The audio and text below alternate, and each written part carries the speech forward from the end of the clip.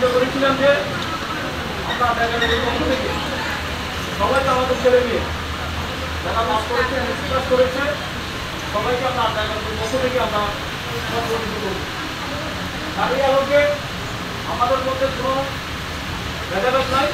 আমরা চাই আমাদের ছেলেমেয়েরা সবাই পরীক্ষা দিয়েছে, যে বসে দিয়েছে, প্রতিষ্ঠান দিয়েছে বা খাবার দিয়েছে, সবাইকে আমরা একসাথে করে আমাদের ছেলে মেম্বার হিসাবে আমাদের ছেলেমেয়ে হিসাবে আমরা সবাইকে সম্মান দিই।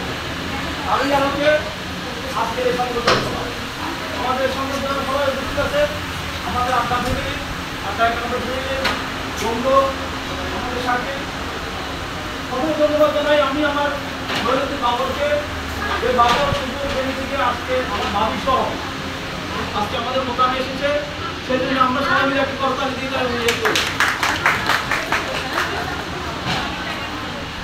বাবর আমার মধ্যে এসে উপস্থিত হয়েছেন, আমাদের মধ্যে উপস্থিত আছেন আমাদের বন্ধু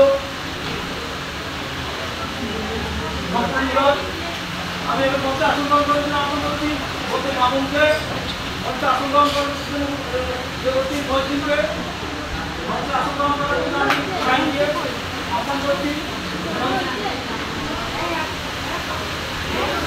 আমি আমাদের সামনে আসার জন্য আমি আমাদের বিশেষভাবে আহ্বান করবো আমাদের ঢাকা জেলাকে, আমাদের সাত খুলনা জেলাকে আমাদের সামনে আসার জন্য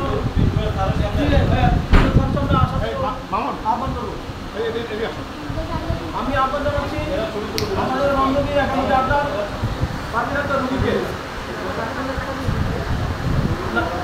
নাম